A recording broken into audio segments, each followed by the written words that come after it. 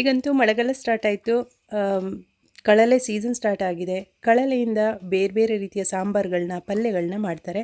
ಇವತ್ತೊಂದು ಡಿಫ್ರೆಂಟ್ ಆಗಿರುವಂತಹ ಕಳಲೆ ಸಾಂಬಾರನ್ನ ಮಾಡಿ ತೋರಿಸ್ತಾ ಇದ್ದೀನಿ. ಕಳಲೆ ಮೇಲ್ಗಡೆ ಇರುವಂತಹ ಸಿಪ್ಪೆಯನ್ನು ತೆಗೆದ ತಕ್ಷಣ ಅದನ್ನು ನೀರಿಗೆ ಹಾಕಿಡಬೇಕು. ಯಾಕಂದರೆ ಇದು ಗಾಳಿಯಲ್ಲಿಟ್ಟರೆ ವಿಷ ಆಗುವಂತಹ ಚಾನ್ಸಸ್ ಇರುತ್ತೆ ಅಂತ ಹೇಳ್ತಾರೆ. ಹಾಗಾಗಿ ನಾನು ತಂದ ತಕ್ಷಣ ಇದನ್ನು ನೀರಿಗೆ ಹಾಕಿಟ್ಟಿದ್ದೆ. ನಾನು ಇದರಲ್ಲಿ 2 ರೀತಿಯ ರೆಸಿಪಿಗಳನ್ನ ಮಾಡ್ತಾ ಇದ್ದೀನಿ.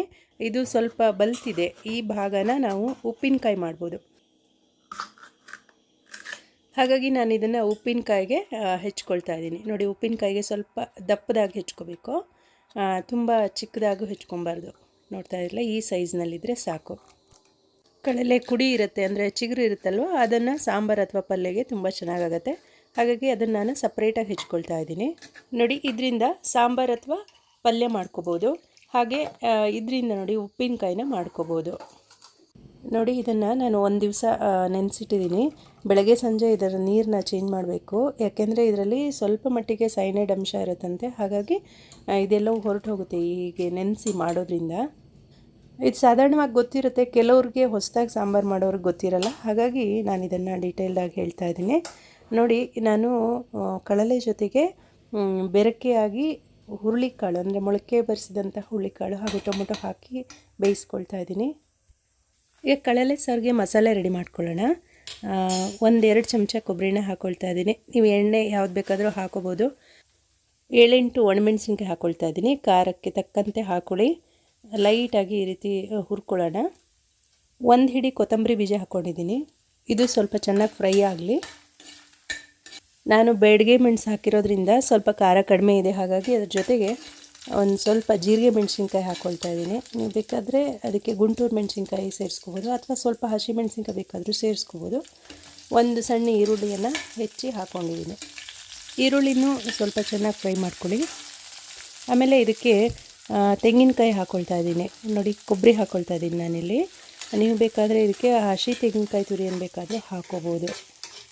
ಎಲ್ಲನೂ ಸೇರಿಸಿ 1 ನಿಮಿಷ ಚೆನ್ನಾಗಿ ಫ್ರೈ ಮಾಡ್ಕೋಬೇಕು. ನೋಡಿ, ಇದು ಫ್ರೈ ಆಗಿದೆ. ಇದು ಸ್ವಲ್ಪ ತಣ್ಣಗಾಗಲಿ.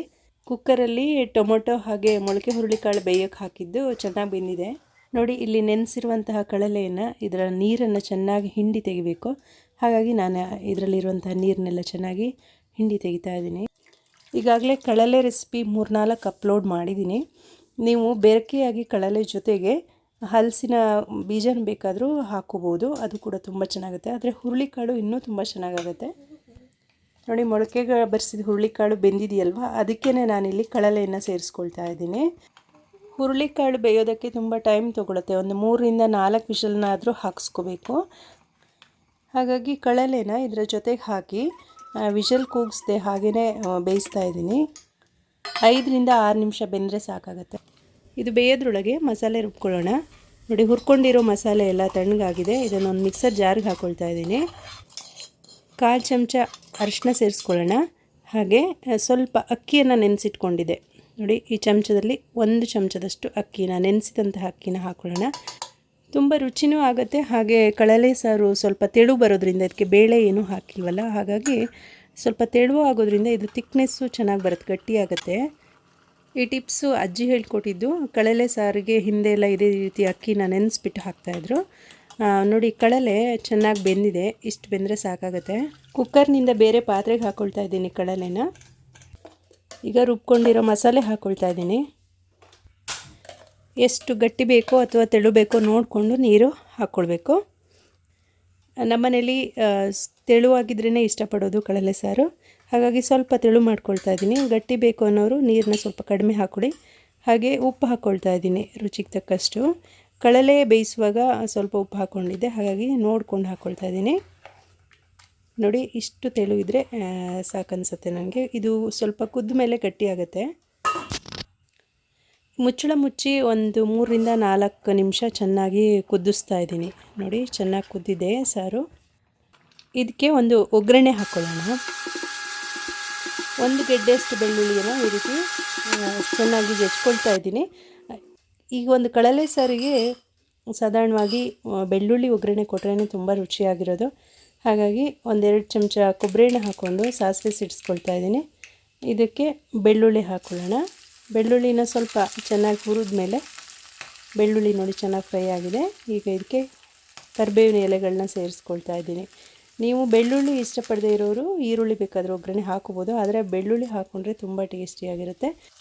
ಈ ಕಳಲೆ ಸಾರಿಗೆ ಹಿಂಗೆಲ್ಲ ಹಾಕಿ ಒಗ್ಗರಣೆ ಕೊಡಬಾರ್ದು, ಬೆಳ್ಳುಳ್ಳಿ ತುಂಬ ಚೆನ್ನಾಗಾಗುತ್ತೆ. ಬೆಳ್ಳುಳ್ಳಿ ಈರುಳ್ಳಿ ಎರಡೂ ಬೇಡ ಅಂದರೆ ಸಾಸಿವೆ, ಕರಿಬೇವು ಹಾಗೆ ಕೆಂಪು ಮೆಣಸಿನ್ಕಾಯಿ ಒಗ್ಗರಣೆ ಬೇಕಾದರೂ ಕೊಟ್ಕೋಬೋದು. ನೋಡಿ ಕಳಲೆ ಸಾರು ರೆಡಿಯಾಗಿದೆ. ಇದು ರೊಟ್ಟಿ ಹಾಗೆ ಕಡುಬು ಅನ್ನಕ್ಕೆ ಒಳ್ಳೆ ಕಾಂಬಿನೇಷನ್ನು.